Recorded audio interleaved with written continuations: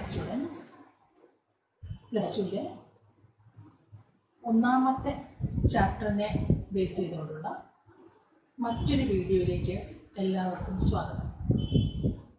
നമ്മൾ കഴിഞ്ഞ ദിവസം ഇവൻറ്റ്സ് ഇൻ സെക്ഷൽ റീപ്രൊഡക്ഷൻ എന്ന ടോപ്പിക്കാണ് പഠിച്ചത്. അതിൽ രണ്ട് പ്രധാനപ്പെട്ട സ്റ്റെപ്പുകളെ പറ്റിയാണ് നമ്മൾ പറഞ്ഞിരുന്നത്. ഒന്നാമത്തെ സ്റ്റെപ്പ് നമ്മൾ പറഞ്ഞത് gametogenosis. What is gametogenosis? It is the process of formation of gametes. അങ്ങനെയാണെങ്കിൽ രണ്ടാമത്തെ സ്റ്റെപ്പ് എന്ന് പറയുന്നത് ഗാമേറ്റ് ട്രാൻസ്ഫർ എന്നുള്ളതാണ്. ഗാമേറ്റ് ട്രാൻസ്ഫർ നമുക്കറിയാം, ഫെർട്ടിലൈസേഷൻ നടക്കണമെങ്കിൽ ഗാമേറ്റ്സ് മസ്റ്റ് മീറ്റ് ടുഗദർ. ഈ ഗാമേറ്റുകൾ മീറ്റ് ചെയ്യണം അല്ലേ? മിക്കവാറും എല്ലാ ഹയർ പ്ലാന്റ്സിലായിരുന്നാലും ശരി, ഓർഗാനിസത്തിലായിരുന്നാലും ശരി, മറ്റ് ആനിമൽസിലായിരുന്നാലും ശരി, the female gamete is stationary. See, the female gamete is stationary. This is female gamete. പക്ഷേ മെയിൽ ഗമീറ്റ്സ് മോട്ടൈലാണ്. മെയിൽ ഗമീറ്റ്സ് മോട്ടൈലാണ്. See, male gametes are motile. Numerous male gametes. ഇവിടെ പറയേണ്ട പ്രത്യേകത, the number of female gametes less ആയിരിക്കും. വളരെ കുറച്ച് female ഗാമീറ്റും അതോടൊപ്പം മെയിൽ ഗാമീറ്റ്സിന്റെ എണ്ണം നോക്കിയേ, thousands of male gametes and numerous male gametes are produced. At the same time, female gamete number വളരെ കുറവായിരിക്കും. അതെന്തുകൊണ്ടാണ് പ്രകൃതിയിൽ അങ്ങനെ സംഭവിക്കുന്നത്? ഫീമെയിൽ ഗാമേറ്റിന്റെ എണ്ണം കുറവും മെയിൽ ഗാമേറ്റ് ന്യൂമറസ് ആയി വരാനുള്ള കാരണം എന്താണ്? നമ്മൾ പറഞ്ഞു, in majority of organisms female gamete non motile. ചലിക്കാൻ പറ്റില്ല. പക്ഷേ മെയിൽ ഗാമേറ്റിന് ചലിക്കാൻ പറ്റും. ചലിക്കാൻ പറ്റണമെങ്കിൽ അവയ്ക്കൊരു മീഡിയം ആവശ്യമുണ്ടല്ലോ. എന്താ അവയ്ക്കുള്ള മീഡിയം? മിക്കവാറും വെള്ളമായിരിക്കും, വാട്ടർ ആയിരിക്കും അവിടെയുള്ള മീഡിയം. സംടൈംസ് ഇൻ പ്ലാന്റ്സിലൊക്കെ ആണെങ്കിൽ നമുക്കറിയാം, എയറിലൂടെയും മൂവ്മെന്റ് നടക്കും. പോളൻ ഗ്രെയിൻസിന്റെ മൂവ്മെന്റ് അവിടെ നടക്കും. അപ്പോൾ ഒരു മീഡിയം നെസസറിയാണ്, water as well as air. അപ്പോൾ ഇവിടെ ശ്രദ്ധിക്കേണ്ട ഒരു പ്രധാനപ്പെട്ട കാര്യം, most of the male gametes, ഇത്രയും ആയിരക്കണക്കിന് മെയിൽ ഗാമീറ്റുകൾ ഉണ്ടാകുന്നുണ്ടെങ്കിലും most of the male gametes fail to reach female gamete.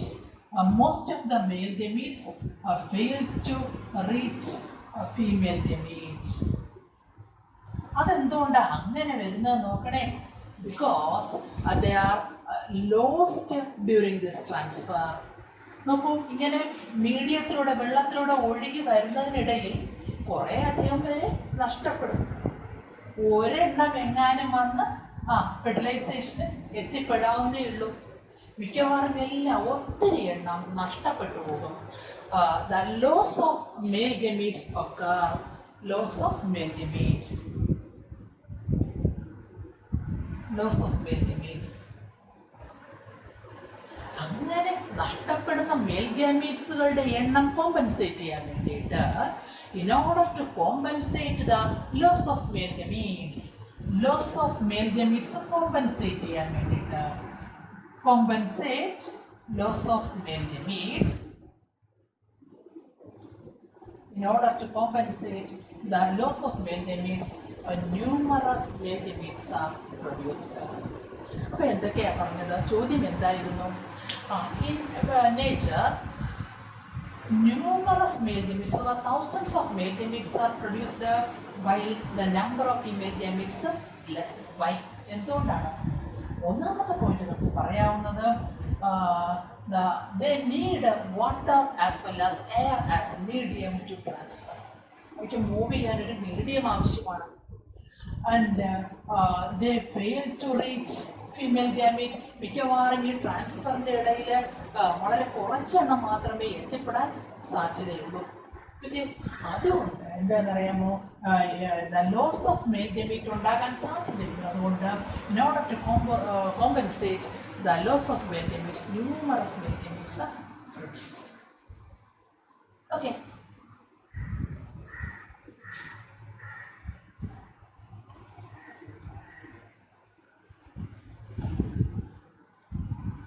നമ്മൾ അടുത്ത് പറയുന്നത് നെക്സ്റ്റ് ഇവന്റിനെ പറ്റിയാണ്. ഫെർട്ടിലൈസേഷൻ ഇവന്റിനെ പറ്റിയാണ്. ഫെർട്ടിലൈസേഷന്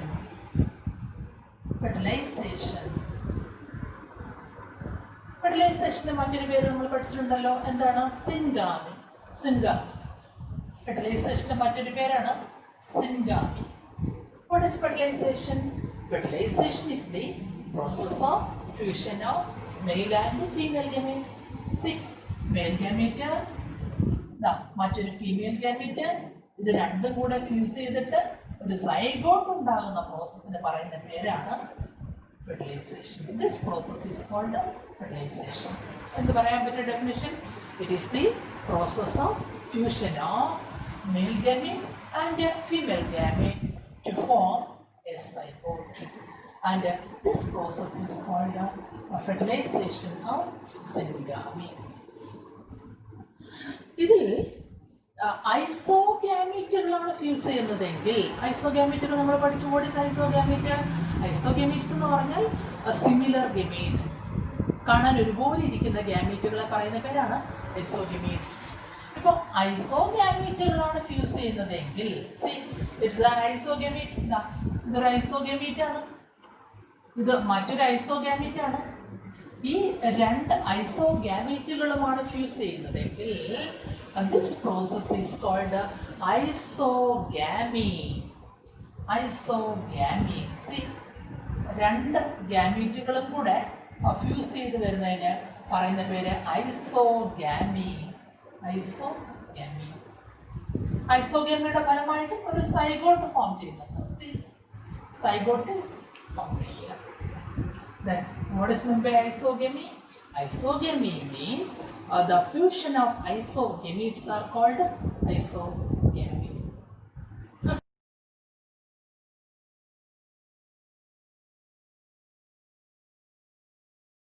Important topic is parthenogenesis. What is parthenogenesis? ഇതുപോലെ ഇരിക്കുന്ന മറ്റൊരു വാക്ക് നമ്മൾ കഴിഞ്ഞ വർഷം ഫസ്റ്റ് ഇയറിൽ പഠിച്ചിട്ടുണ്ട്. പാർത്തിനോകാർപ്പി എന്നാണ് നമ്മൾ പഠിച്ചത്. പാർത്തിനോകാർപ്പി പഠിച്ചത് എന്താണ്? It's the process of formation of fruit without fertilisation എന്നാണ്. ഫെർട്ടിലൈസേഷൻ നടക്കാതെ ഒരു ഫ്രൂട്ട് ഫോം ചെയ്യുന്നുണ്ടെങ്കിൽ നമ്മൾ അതിനെ പാർത്തിനോകാർപ്പി എന്ന് പറഞ്ഞിരുന്നു. ദെൻ ഇവിടെ പറയുന്ന വാക്ക് പാർത്തനോജെനസിസ്.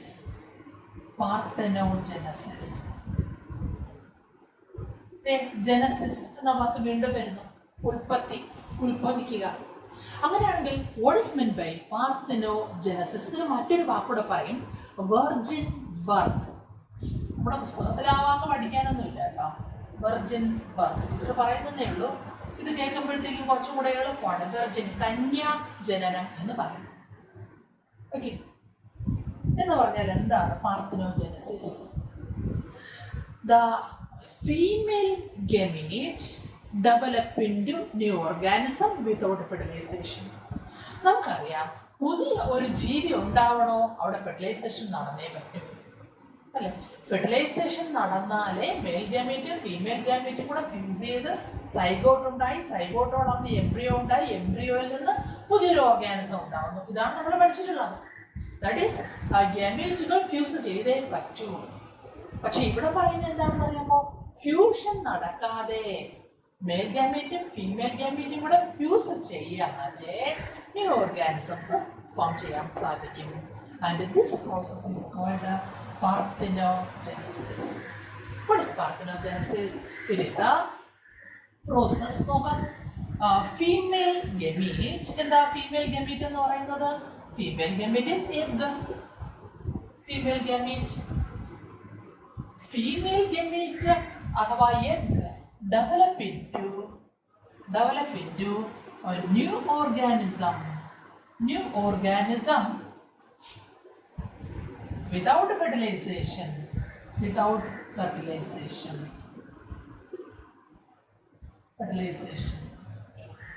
ഫെർട്ടിലൈസേഷൻ നോക്കൂ, ഫെർട്ടിലൈസേഷൻ നടക്കാതെ ഫീമെയിൽ ഗാമീറ്റ് അഥവാ എഗ്ഗിൽ നിന്ന് നേരിട്ടൊരു ജീവി ഉണ്ടാവുകയാണ്. ഓക്കെ, എന്ന് പറഞ്ഞാൽ മെയിൽ ഓർഗാനിസത്തിന്റെ ഒരു കോണ്ടാക്ട് ആവശ്യമില്ല എന്നർത്ഥം. ദാറ്റ്സ് മേറ്റിംഗ് പ്രോസസ് ആവശ്യമില്ല. അങ്ങനെ മെയിൽ ഗാമീറ്റിന്റെ ഫീമെയിൽ ഗാമീറ്റുമായിട്ടുള്ള ഫ്യൂഷൻ ആവശ്യമില്ല. The female gamete അഥവാ egg directly develop into new organism without fertilization, and this process is called parthenogenesis. ഇങ്ങനെ എക്സാമ്പിൾസ് ഉണ്ട് കേട്ടോ. ഏതൊക്കെയാണെന്ന് ചോദിച്ചാൽ, വൺ ഈസ് കോൾഡ് റോട്ടിഫേഴ്സ് നോക്കൂ, it's an aquatic animal but it is microscopic. ആനിമലാണ്. ഇതിൽ നടക്കുന്നത് പാർത്തനോജനസിസ് ആണ്. പാർത്തനോജനസിസ് വഴി ഉണ്ടാകുന്ന ഓർഗാനിസംസ് മെയിലായിരിക്കും. മറ്റൊരു എക്സാമ്പിൾ നോക്കിയേ, ഹണിബി. തേനീച്ചകളിൽ നമുക്കറിയാം അവിടെ ഡിവിഷൻ ഓഫ് ലേബർ ഉണ്ടെന്ന കാര്യം നമുക്കറിയാം. ഹണിബിയിലും മെയിൽ ബീസ് അഥവാ ഡ്രോൺസ് ഇവരുണ്ടാകുന്നത് പാർത്തനോജനസിസിലൂടെയാണ്. Honeybees. And third one, some lizard. ലിസാർഡുകൾ എന്താണ്? സം ലിസാർഡ്സ്, എല്ലാ ലിസാർഡും അല്ല. ലിസാർഡുകൾ എന്ന് പറഞ്ഞാൽ പല്ലിവർഗത്തിൽപ്പെട്ട അഥവാ ഉരകവർഗത്തിൽപ്പെട്ട ജീവികളാണ്. ഈ ലിസാർഡുകളും പാർത്തനോജനസിസിലൂടെ ഫെർട്ടിലൈസേഷൻ നടക്കാതെ പുതിയ ഓർഗാനിസം ഉണ്ടാക്കുന്നതിന് കാരണമാണ്. And one more, Turkey. നമ്മുടെ വീട്ടിലൊക്കെ ടർക്കി കോഴി വളർത്താറുണ്ട്. ടർക്കി കോഴികളും എഗ്ഗിൽ നിന്ന്, ഫെർട്ടിലൈസേഷൻ നടക്കാത്ത എഗ്ഗിൽ നിന്ന് പുതിയ ഓർഗാനിസം ഡെവലപ്പ് ചെയ്യുന്നതായിട്ട് നമ്മൾ കണ്ടിട്ടുണ്ട്. അപ്പോൾ what is parthenogenesis and what are the examples of parthenogenesis? എന്താണ്? ഫീമെയിൽ ഗാമീറ്റ് അഥവാ egg directly develop into a new organism without fertilization is called parthenogenesis. Example, rotifers, honeybees, some lizards as well as turkey. Okay.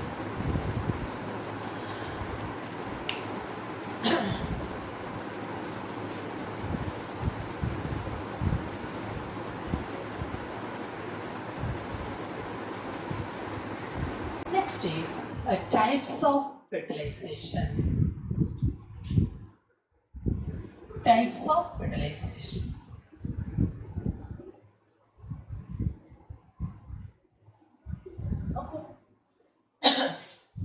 രണ്ട് തരം fertilisation ആണുള്ളത്.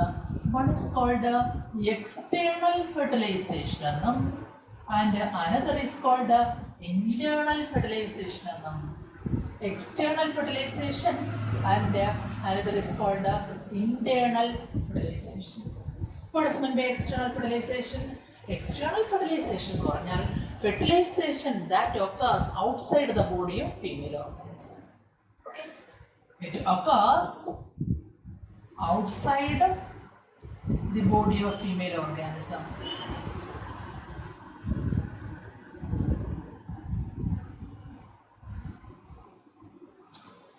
ഫീമെയിലിൻ്റെ ബോഡിയുടെ ഉള്ളിൽ ആയിരിക്കില്ല fertilisation നടക്കുന്നത്. Fertilisation outside നോക്കൂ. External fertilisation occurs outside the body of female organism is called external fertilization. അങ്ങനെയാണെങ്കിൽ internal എന്തായിരിക്കും? fertilization that occurs inside the body of female organism. That occurs inside the body of female organism. Female ഓർഗാനിസത്തിൻ്റെ ഉള്ളിലാണ് നടക്കുന്നത്. It is called internal fertilisation. നമുക്ക് external ഫെർട്ടിലൈസേഷനെ പറ്റി വളരെ വിശദമായിട്ട് നോക്കാനുണ്ട്. എക്സ്റ്റേണൽ ഫെർട്ടിലൈസേഷൻ എവിടെയാണ് നടക്കുന്നത്? എക്സ്റ്റേണൽ ഫെർട്ടിലൈസേഷന് നടക്കുന്ന ഓർഗാനിസംസ്, വൺ സം ഫിഷസ്. ചിലതരം മീനുകളിൽ എക്സ്റ്റേണൽ ഫെർട്ടിലൈസേഷൻ നടക്കുന്നുണ്ട്. And organisms like frog, amphibians like frog,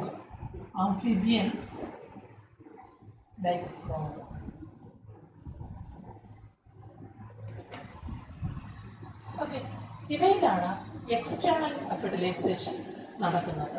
പിന്നെ നടക്കുന്ന പ്ലാന്റ് കിങ്ഡത്തിൽ നോക്കുകയാണെങ്കിൽ ചില ആൽഗകൾ, ഇവിടെയും എക്സ്റ്റേണൽ ഫെർട്ടിലൈസേഷൻ നടക്കും. ആൽഗെ മീൻസ് പായലുകൾ. അപ്പോൾ what is external fertilization? The fertilization that occurs outside the body of female organism is called external fertilization. Examples: some fishes, amphibians like frog, algae, etc. ഇതിലെ external fertilisation നല്ലതാണോ, അതിന് advantages എന്തെങ്കിലും ഉണ്ടോ, ഗുണമുണ്ടോ ദോഷമുണ്ടോ എന്നുള്ള കാര്യമാണ് നമ്മൾ അടുത്ത് നോക്കുന്നത്.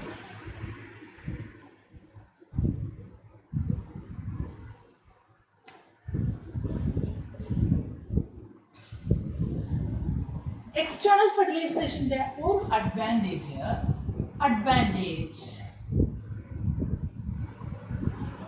നമ്മൾ ചിലപ്പോഴൊക്കെ കുളത്തിലോ ഇതുമാതിരി അധികം ഒഴുക്കില്ലാത്ത വെള്ളത്തിലോട്ടൊക്കെ പോയി നോക്കുമ്പോൾ ശ്രദ്ധിച്ചാൽ അറിയാം, പലപ്പോഴും തവള മുട്ടയിട്ടിരിക്കുന്നത് കാണാൻ പറ്റും. ഓക്കെ, ബബിൾസ് പോലെ, ചെറിയ ബബിൾസ് പോലെ കാണാൻ സാധിക്കും. മാല പോലെ ഇങ്ങനെ ഒത്തിരി കൂട്ടമായിട്ടാണ് നമുക്ക് കാണാൻ സാധിക്കുക. ഈ എക്സ്റ്റേണൽ ഫെർട്ടിലൈസേഷൻ്റെ പ്രത്യേകത, large number of gametes are released. Large number of gametes are released into the medium. ഇപ്പോൾ തവളയൊക്കെ ആകുമ്പോഴത്തേക്കും വെള്ളത്തിലാണല്ലോ കാണുന്നത്, അവയുടെ റീപ്രൊഡക്ഷൻ പ്രോസസ്സ് വെള്ളത്തിലാണ് നടക്കുന്നത്. ഇഷ്ടം പോലെ മുട്ട ഫീമെയിൽ ഫ്രോഗ് എഗ് ലേ ചെയ്യും, മുട്ടയുടെ. ഓക്കെ, അതിൻ്റെ പിന്നാലെ അല്ലെങ്കിൽ ആ സമയത്ത് തന്നെ the male gametes shed sperms over it, അങ്ങനെയാണ് നടക്കുന്നത്. Okay, the female frog lay eggs, മുട്ടയിടും, വെള്ളത്തിലോട്ട് മുട്ടയിടും. ആ സമയത്ത് തന്നെ ആയിരിക്കും the male gametes sperms shed ചെയ്യും അതിൻ്റെ പുറത്തോട്ട്.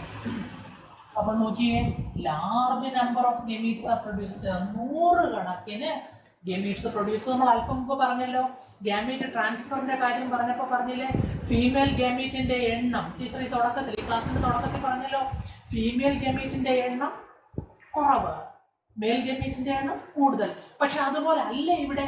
ഇവിടെ എന്താ പ്രത്യേകത? ഇവിടുത്തെ പ്രത്യേകത, മുട്ട ഇഷ്ടംപോലെ മുട്ടയിടും, ഇഷ്ടംപോലെ തവളകൾ ഇഷ്ടംപോലെ മുട്ടയിടും. ഓക്കെ, അതുപോലെ തന്നെ മെയിൽ ഗമീറ്റ്സ് സ്പേംസും ഷെഡ് ചെയ്യും. എന്ന് വെച്ചാൽ ലാർജ് നമ്പർ ഓഫ് ഗമീറ്റ്സ്, ഇഷ്ടംപോലെ gametes released into the medium. അതുകൊണ്ട് എന്താ പ്രയോജനം? ഒത്തിരി മുട്ടയിട്ടു എന്ന് പറഞ്ഞാൽ എന്താ പ്രയോജനം? The chance of syngamy high ആണ്, ഫെർട്ടിലൈസേഷൻ നടക്കാനുള്ള ചാൻസ് കൂടുതലാണ്. ഓക്കെ, നമ്മൾ നേരത്തെ പറഞ്ഞപ്പോൾ ഒരു ഫീമെയിൽ ഗമീറ്റ്, ഒരു എഗ്ഗും 1000 കണക്കിന് മെയിൽ ഗമീറ്റ്സ്.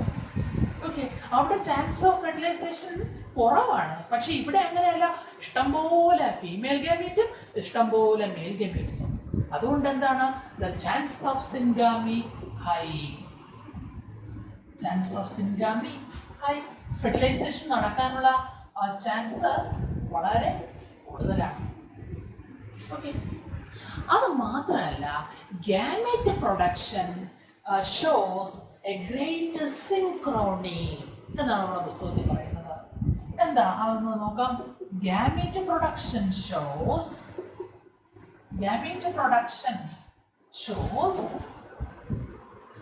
great synchrony.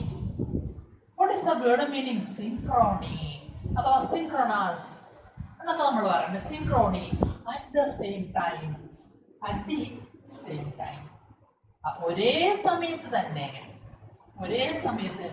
എന്ന് വെച്ചാൽ നിങ്ങൾ നോക്കിയാലറിയാം, male as well as female gamete egg lay ചെയ്യും. At the same itself male gamete shed the sperms over it. Same ടൈമാണ് നടക്കുന്നത്. എന്ന് വെച്ചാൽ പെൺതവള മുട്ടയിട്ടിട്ട് പോയി അതിനെ കടമുകി പോവുകയല്ല ചെയ്യുന്നത്, പോയി പിന്നെ സാവകാശം മെയിൽ ഫ്രോഗ് വരികയല്ല ചെയ്യുന്നത്. 2 പ്രോസസ്സ് നടക്കുന്നത് ഒരേ സമയത്താണ്. ഇതാണ് ഗാമേറ്റ് പ്രൊഡക്ഷൻ. 2 ഗാമേറ്റ് പ്രൊഡക്ഷനും shows great synchrony at the same time. ഒരേ സമയത്ത് തന്നെയാണ് ഇത് നടക്കുന്നത്. അപ്പോൾ എക്സ്റ്റേണൽ ഫെർട്ടിലൈസേഷൻ്റെ അഡ്വാൻറ്റേജസ് മൂന്നെണ്ണം. ഒന്ന്, large number of gametes are released into the medium. രണ്ട്, therefore the chance of syngamy is high. മൂന്നാമത് നമ്മൾ പറയുന്നത് ഗാമീറ്റ് പ്രൊഡക്ഷൻ ഷോസ് ഗ്രേറ്റ് സിൻക്രോണി. രണ്ട് ഗമീറ്റുകളും ഉണ്ടാകുന്നത് ഒരേ സമയത്ത് തന്നെയാണ് എന്നുള്ളതാണ് അതിൻ്റെ മറ്റൊരു അഡ്വാൻറ്റേജ്. അങ്ങനെയാണെങ്കിൽ ഇതിന് എന്തെങ്കിലും ഡിസ്അഡ്വാൻറ്റേജ് ഉണ്ടോ എന്ന് നോക്കാം. ഡിസ്അഡ്വാൻറ്റേജ് ഉണ്ട്.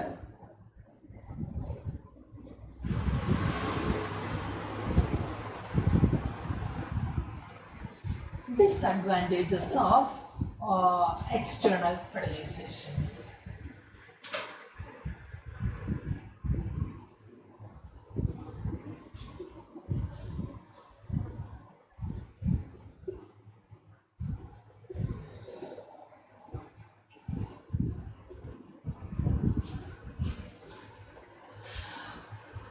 ഒന്നാമത്തെ ഡിസഡ്വാൻറ്റേജ് എന്താണെന്ന് ചോദിച്ചാൽ, ഇവർ ഈ മുട്ടയൊക്കെ ഇട്ടിട്ട് മെയിൽ ഫ്രോഗ് വന്ന് സ്പേമും ഷെഡ് ചെയ്തതിന് ശേഷം അവരുടെ പാടുമൊക്കെ അങ്ങ് പോവാണ്. പിന്നെ ഈ മുട്ടയെപ്പറ്റി തവളകൾ ആരും തന്നെ മെയിലായിക്കോട്ടെ ഫീമെയിൽ ആയിക്കോട്ടെ not at all bothered of, ചിന്തിക്കുന്നേ ഇല്ല. എന്ന് വെച്ചാൽ പിന്നീടുള്ള വളർച്ചയിൽ ഈ പാരൻസിന് ഉത്തരവാദിത്തമേ ഇല്ല. അതുകൊണ്ട് തന്നെ നമുക്കറിയാം egg as well as offsprings are not protected from predators. എന്താ പ്രിഡേറ്റേഴ്സ്? ഇര പിടിക്കുന്നവ ഈ മുട്ടയൊക്കെ വന്ന് തിന്നുകൊണ്ട് പോവില്ലേ അവര്. Okay, it is not egg as well as offsprings are vulnerable to predators എന്നാണ് പറയുന്നത്. vulnerable to predators. എന്താ vulnerable എന്ന് ഉദ്ദേശിക്കുന്നത്? Not protected from predators. predatorസിൽ നിന്ന് പ്രൊട്ടക്റ്റ് ചെയ്തിട്ടില്ല. തിന്നുന്നവർ മറ്റ് ജീവികൾ വന്ന് തിന്നുകൊണ്ട് പോകാം. അതുകൊണ്ട് തന്നെ their survival is under threat. The survival is threatened. അവിടെ നിലനിൽപ്പ് അല്ലേ? ഇപ്പം 100 കണക്കിന് എഗ് ഉണ്ടായെങ്കിലും 100 കണക്കിന് ടാഡ്പോൾ ഉണ്ടായി എന്ന് പറഞ്ഞാലും ഇവയ്ക്ക് നിലനിൽപ്പ് ത്രെട്ടാണ്, ഭീഷണിയാണ് അല്ലേ? മറ്റുള്ളവ തിന്നുകൊണ്ട് പോവോ അല്ലെങ്കിൽ നഷ്ടപ്പെടുവോ അങ്ങനെയൊക്കെ സംഭവിക്കാറുണ്ട്. The survival is threatened. അവയുടെ നിലനിൽപ്പ് ഭീഷണിയിലാണ്. ഓക്കെ, അപ്പോൾ ഡിസഡ്വാൻറ്റേജസ് ഓഫ് എക്സ്റ്റേണൽ ഫെർട്ടിലൈസേഷൻ. ഒന്നാമത്തേത്, the egg as well as offsprings are vulnerable to predators, not protected from predators. And രണ്ടാമത്തെ പോയിന്റ് നമ്മൾ പറഞ്ഞത് the survival is threatened. അവർക്ക് ഭീഷണിയുണ്ട്. Next is about internal fertilization.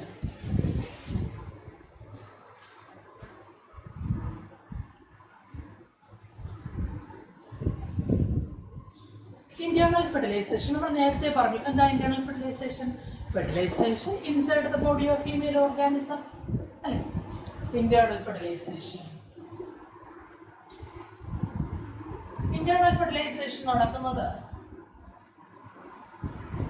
എവിടെയൊക്കെയാണ്? ഇന്റേണൽ ഫെർട്ടിലൈസേഷൻ നടക്കുന്നത് ജീവികളിൽ reptiles, birds and mammals. Reptiles ഉരകങ്ങൾ, then birds as well as mammals. Reptiles, birds, mammals. ഇവരിലാണ് ഇന്റേണൽ ഫെർട്ടിലൈസേഷൻ കാണുന്നത്. പക്ഷേ പ്ലാന്റിലാണെങ്കിൽ ഏത് വിഭാഗത്തിലാണ് കാണുന്നത്? ആനിമൽസിൻ്റെ കാര്യം പറയുന്നത്. ബ്രയോഫൈറ്റ്സിൽ ഇന്റേണൽ ഫെർട്ടിലൈസേഷനാണ്. ദെൻ ടെറിഡോഫൈറ്റ്സിൽ internal fertilization, gymnosperms and angiosperms. അതായത് പ്ലാന്റ് കിങ്ഡത്തിലെ ഹയർ ഓർഗാനിസത്തിലോട്ട് വരുന്തോറും ഇന്റേണൽ ഫെർട്ടിലൈസേഷനാണ് നടക്കുന്നത്. അങ്ങനെയാണെങ്കിൽ ഇന്റേണൽ ഫെർട്ടിലൈസേഷൻ കൊണ്ട് എന്തെങ്കിലും ഗുണമുണ്ടോ? ഏതാ നല്ലത്? എക്സ്റ്റേണൽ ആണോ നല്ലത്? ഇന്റേണൽ ആണോ നല്ലത്? എന്ന് ചോദിച്ചാൽ എക്സ്റ്റേണൽ ഫെർട്ടിലൈസേഷനേക്കാൾ എന്തുകൊണ്ടും നല്ലത് ഇന്റേണൽ ഫെർട്ടിലൈസേഷൻ തന്നെയാണ്. എന്തുകൊണ്ടായിരിക്കും? They are protected inside the body of female. ഫീമെയിലിൻ്റെ ഉള്ളിൽ വളരെ പ്രൊട്ടക്റ്റ് ചെയ്താണ് ഇരിക്കുന്നത്. ഒന്നാമത് എന്താണ് advantages of internal fertilization? Advantages of internal fertilization. Advantages internal fertilization.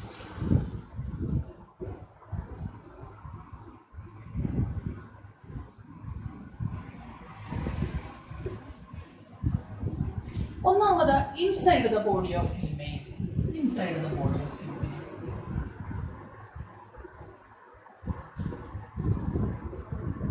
Female ഓർഗാനിസത്തിന്റെ ഉള്ളിലാണ്.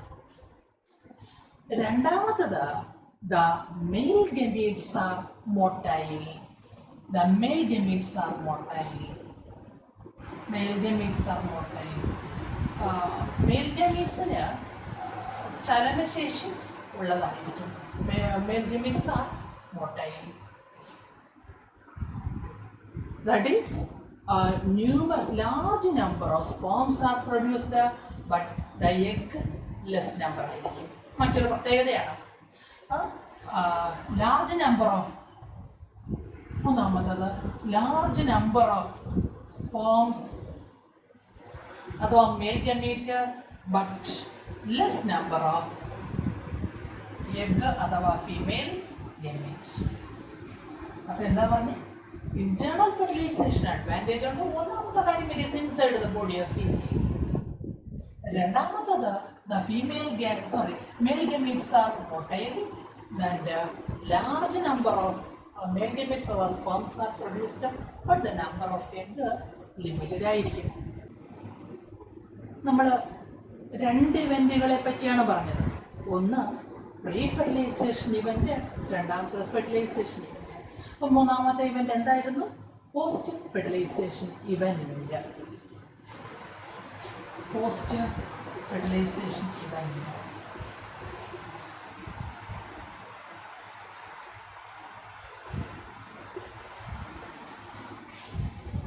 പോസ്റ്റ് ഫെർട്ടിലൈസേഷൻ എന്ന് വെച്ചാൽ ഫെർട്ടിലൈസേഷന് ശേഷമുള്ള ഇവന്റുകൾ, ഫെർട്ടിലൈസേഷൻ കഴിഞ്ഞിട്ടുള്ള ഇവന്റുകൾ.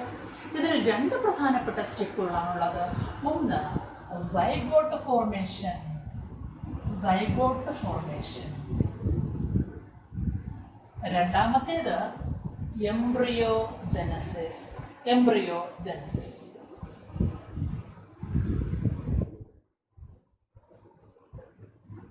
ഇതൊക്കെയായിരുന്നു പോസ്റ്റ് ഫെർട്ടിലൈസേഷൻ ഇവന്റിൽ വരുന്ന രണ്ട് പ്രധാനപ്പെട്ട സംഭവങ്ങൾ. ഒന്ന് zygote formation and another is called embryogenesis. നമുക്കറിയാം ഫെർട്ടിലൈസേഷൻ കഴിഞ്ഞാൽ male gamete female gamete fuse ചെയ്ത് കഴിഞ്ഞാൽ ഡെഫിനറ്റ്ലി സൈഗോട്ട് ഫോം ചെയ്യും അല്ലേ. രണ്ടാമത് എംബ്രിയോ ജനസിസ് എന്തായിരിക്കും? നമ്മൾ ഇതുപോലെ മുമ്പ് പറഞ്ഞല്ലോ ഗ്യാമീറ്റോജനസിസ്. ഗ്യാമീറ്റോജനസിസ് എന്തായിരുന്നു? It is the process of formation of gametes എന്നായിരുന്നു.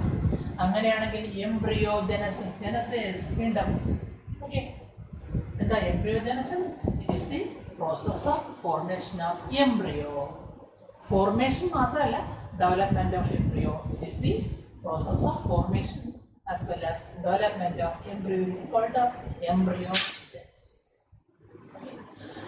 അപ്പോൾ സൈഗോട്ട് ഫോർമേഷനെ പറ്റി അഥവാ സൈഗോട്ടിൻ്റെ പ്രത്യേകതകളെ പറ്റി പറയാനുണ്ട്. What is the importance of zygote? സൈഗോട്ടിൻ്റെ പ്രാധാന്യം എന്താണ് എന്നുള്ളത്. Significance of zygote.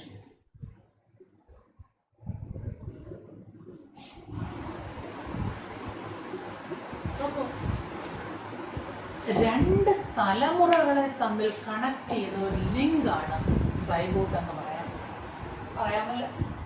Mail parent, female parent, അതിൽ നിന്ന് എഗ് സ്പേമോ ഫ്യൂസ് ചെയ്തു, രണ്ടും കൂടെ ഫ്യൂസ് ചെയ്തിട്ടുണ്ടാകുന്ന സൈഗോട്ട്.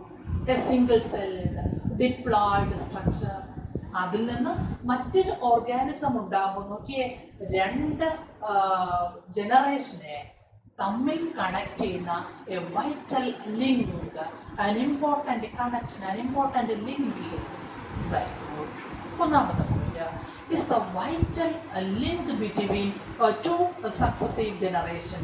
അടുത്തടുത്ത തലമുറ, പാരന്റ് ആസ് വെൽ ആസ് അടുത്ത തലമുറ എന്ന് പറയുന്നത് ഓസ്പ്രിങ്, ഈ രണ്ട് തലമുറകളെയും തമ്മിൽ ലിങ്ക് ചെയ്യുന്ന ഒരു വൈറ്റൽ ലിങ്ക് ആണ് zygote. It is a vital, പ്രധാനപ്പെട്ട link between two generations, two successive generations, two successive അടുത്തടുത്ത ജനറേഷൻ, അവയെ തമ്മിൽ കണക്ട് ചെയ്യുന്ന ഇറ്റ്സ് എ വൈറ്റൽ ലിങ്ക്. ഒന്നാമത്തെ പോയിന്റ്. അതിലുപരി രണ്ട് പാരൻസിൻ്റെയും ക്രോമസോമുകൾ ഇതിലടങ്ങിയിട്ടുണ്ട് ഇല്ലേ? സ്പേമുണ്ട്, എഗ്ഗുണ്ട്. സ്പേമില് മെയിൽ പാരന്റിന്റെ ക്രോമസോമുകളെല്ലാം അടങ്ങിയിട്ടുണ്ട്, എഗ്ഗില് ഫീമെയിൽ പാരന്റിന്റെ ക്രോമസോമുകളെല്ലാം അടങ്ങിയിട്ടുണ്ട്. ഈ രണ്ടും കൂടെ ഫ്യൂസ് ചെയ്ത് വരുന്ന സൈഗോട്ടില് രണ്ട് പാരൻസിന്റെയും ജീനോം അഥവാ chromosomes R present. That is it consist of it carries ആര് zygote carries the genome chromosomes, okay, genomes of both the parents.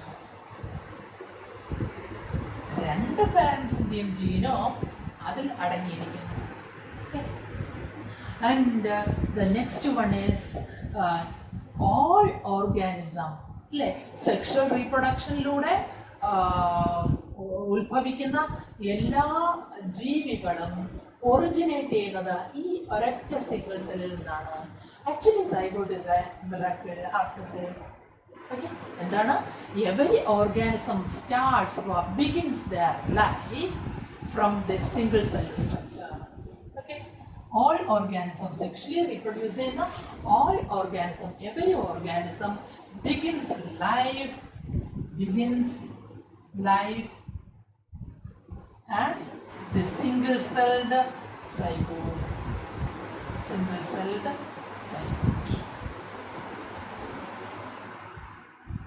Okay, what are the significance of zygote? ഒന്നാമത്തെ കാര്യം നമ്മൾ പറഞ്ഞു, it is a vital link between two successive generations. രണ്ടാമത് പറഞ്ഞത്, it carries the genome of both the parents, മെയിലിൻ്റെയും ഫീമെയിലിൻ്റെയും ക്രോമസോമുകൾ, ജീനോമുകൾ അതിലടങ്ങിയിട്ടുണ്ട്. അടുത്തതോ, എല്ലാ sexually reproduce ചെയ്യുന്ന എല്ലാ ജീവികളും ലൈഫ് ആരംഭിക്കുന്നത് ആസ് ദ സിംഗിൾ സെൽഡ് സൈഗോട്ടായിട്ടായിരിക്കും ലൈഫ് ആരംഭിക്കുന്നത്. Okay, it's an important topic. What is the significance of zygote എന്നുള്ളത്. ഓക്കെ, അങ്ങനെയാണെങ്കിൽ നമ്മൾ അടുത്ത് പറയേണ്ടത് എംബ്രിയോജനസിസിനെ പറ്റിയാണ്. പോസ്റ്റ് ഫെർട്ടിലൈസേഷൻ ചേഞ്ചസിൽ സൈഗോട്ട് ഫോർമേഷൻ ഫസ്റ്റ് സ്റ്റെപ്പ്, രണ്ടാമത്തെ step embryogenesis.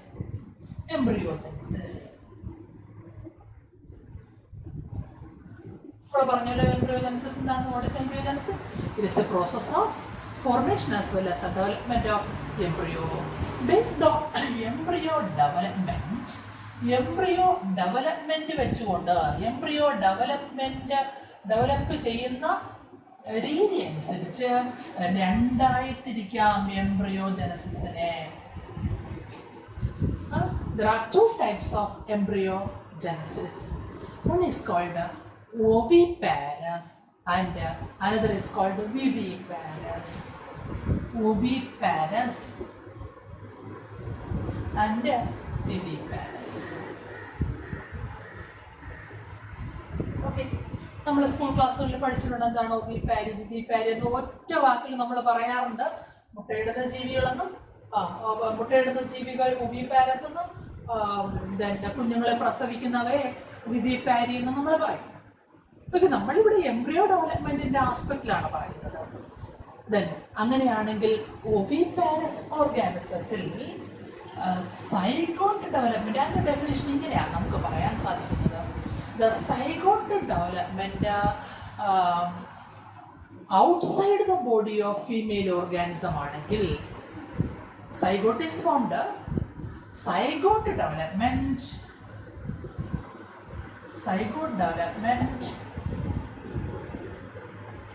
outside the body of female organism.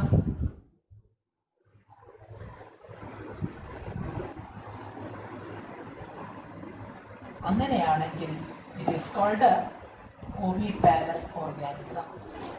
Oviparous organisms are the zygote development outside the body of female organism. ഉദാഹരണം പറയുവാണെങ്കിൽ എന്തായിരിക്കും ഓവിപാരസ് ഓർഗാനിസത്തിന് എക്സാമ്പിൾ ആയിട്ട് നമുക്ക് പറയാൻ സാധിക്കുന്നത്? Reptiles, birds etcetera.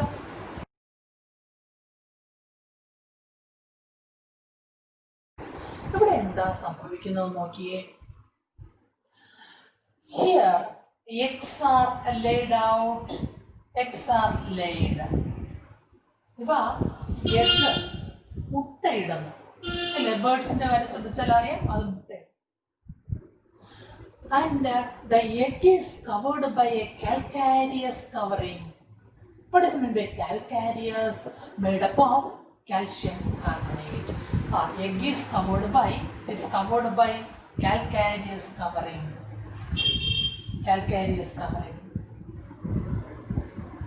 Calcareous covering ഉണ്ട്.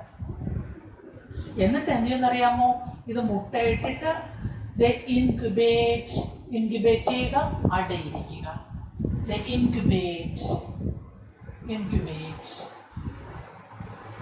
നിശ്ചിത ദിവസം അടയിരുന്ന് കഴിയുമ്പോഴോ young ones are hatched out.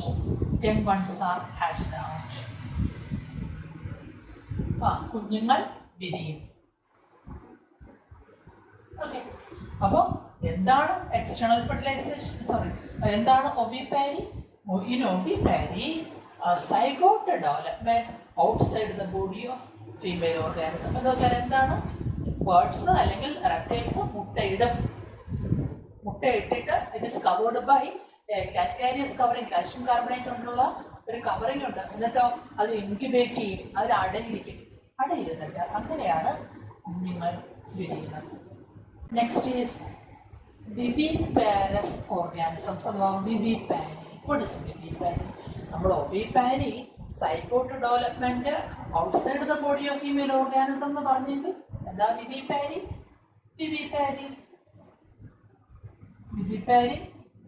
Zygote development inside the body of female organism. Zygote development inside the body of female organism.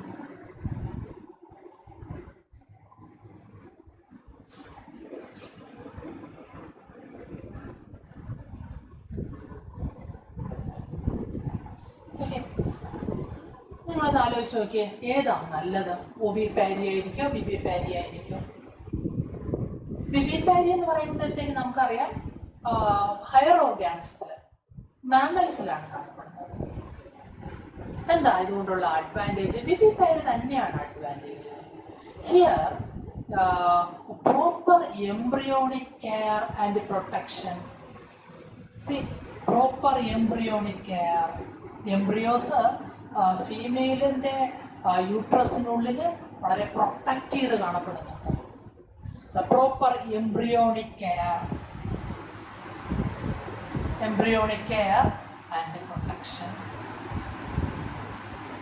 അതാണ് വിവിപാരിയുടെ പ്രത്യേകത. അഡ്വാൻറ്റേജും അത് തന്നെയാണ്, proper embryonic care and protection. അതുകൊണ്ട് എന്താണ്? The chance of survival is greater than ovipary. ഒവിപാരിയേക്കാൾ സന്താനങ്ങൾ സർവൈവ് ചെയ്യാൻ, നിലനിൽക്കാനുള്ള ചാൻസ് കൂടുതൽ ഇതിലാണ്. ഇതാണ് the chance of survival is greater. The chance of survival of young once high. Okay, സന്താനങ്ങളുടെ നിലനിൽക്കാനുള്ള chance കൂടുതൽ വിവിപാരിയിലാണ്. അപ്പോൾ what is vivipary? Vivipary എന്ന് പറഞ്ഞാൽ zygote development inside the body of female organism. Here the young ones are delivered out. കുഞ്ഞുങ്ങളെ പ്രസവിക്കുകയാണ് ചെയ്യുന്നത്.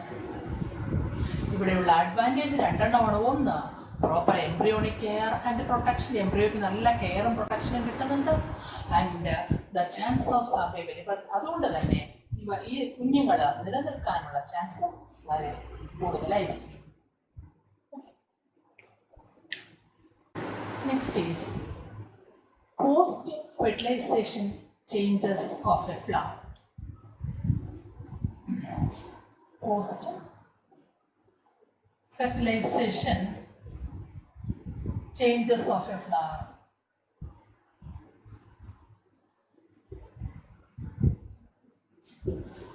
Fertilisation കഴിഞ്ഞാൽ ഒരു ഫ്ലവറിൽ എന്തൊക്കെ changes ആണ് നടക്കുന്നത്? നമ്മൾ ആനിമൽസിൻ്റെ കാര്യമാണ് പറഞ്ഞിരുന്നത് ഇത്രയും സമയമായിട്ട്. ഒരു പ്ലാന്റിൽ ഒരു ഫ്ലവറിൽ എന്തൊക്കെയാണ് സംഭവിക്കുന്നത് നോക്കണേ. നമുക്കറിയാം ഒരു ഫ്ലവറിന് 4 പ്രധാനപ്പെട്ട ഭാഗങ്ങളാണുള്ളത്. ഒന്നാമത്തെ ഭാഗം എന്ന് പറയുന്നത് കാലിക്സ്. കാലിക്സിൻ്റെ സിംഗിൾ യൂണിറ്റ് സെപ്പൽസ്. കൊറോളയുടെ സിംഗിൾ യൂണിറ്റ് എന്ന് പറയുന്നത് petals. And male reproductive part എന്ന് പറയുന്നത് ആൻഡ്രീഷ്യമാണ്. ആൻഡ് ഫീമെയിൽ റീപ്രൊഡക്റ്റീവ് പാർട്ട് എന്ന് പറയുന്നത് ഗൈനീഷ്യമാണ്. ഫെർട്ടിലൈസേഷന് ശേഷം ഈ ഭാഗങ്ങൾക്ക് എന്തൊക്കെ ചേഞ്ചസ് ആണ് വരുന്നത് നോക്കാം. കാലിക്സ് അതിൻ്റെ യൂണിറ്റ് നമ്മൾ പറഞ്ഞു സെപ്പൽ. കൊറോളയുടെ സിംഗിൾ യൂണിറ്റ് പെറ്റൽ. ദെൻ ആൻഡ്രീഷ്യത്തിൻ്റെ അഥവാ മെയിൽ റീപ്രൊഡക്റ്റീവ് പാർട്ടിൻ്റെ സിംഗിൾ യൂണിറ്റ് സ്റ്റേമൻ. ഇത് വിതർ ആൻഡ് ഫോൾ ഓഫ്, വാടി ഒഴിഞ്ഞ് താഴെ വീഴും. ഏതൊക്കെ? കാലിക്സ്, കൊറോള, ആൻഡ്രീഷ്യം അഥവാ sepal, petals as well as stamens, wither and fall off, അത് പൊഴിഞ്ഞു വീഴും. പക്ഷെ കാലിക്സ് ചില പ്ലാന്റ്സിലെങ്കിലും പൊഴിയാതിരിക്കുന്നുണ്ട്. ഉദാഹരണം ബ്രിഞ്ചോൾ, ടൊമാറ്റോ, ചില്ലി, ഇതിലൊന്നും കാലിക്സ് പെർസിസ്റ്റ് ചെയ്യും, നിലനിൽക്കും. ഓക്കെ. ആൻഡ് മറ്റു ഭാഗങ്ങൾ നോക്കണേ. പിന്നെ നിലനിൽക്കുന്ന ഏതാണ്? ഗൈനീഷ്യമാണ്. ഗൈനീഷ്യത്തിൽ ഏതൊക്കെയാണ് 3 ഭാഗങ്ങൾ? Ovary, style and stigma. Style and stigma it also wither off, ഇതും പൊഴിഞ്ഞു പോകും, ഫോൾ ഓഫ്. അങ്ങനെയാണെങ്കിൽ ovary become the fruit. Ovary വളർന്നിട്ട് ഫ്രൂട്ടായിട്ട് മാറും. ഓക്കെ. ഓവറിയുടെ അകത്ത് ഓവ്യൂൾ ഉണ്ടായിരുന്നല്ലോ. The ovule develop into seeds. Ovules develop into seeds. Zygote develop into embryo. ആ embryo എന്തായിട്ട് മാറാൻ പറ്റും? Embryo develop into new plant. It germinate to form a new plant. Then ovary wall develop into fruit wall. Ovary wall develop into fruit wall. Fruit wallന്റെ മറ്റൊരു പേരുണ്ട് പെരികാം. നോക്കൂ എന്തൊക്കെയാണ് സംഭവിച്ചത്? Calyx, corolla, androecium, whether and fall off. Ovary develop into fruit. Ovule develop into seeds. Zygote develop into embryo and it germinate to form new plants. Then ovary wall develop into a fruit wall. Pericarp. Okay.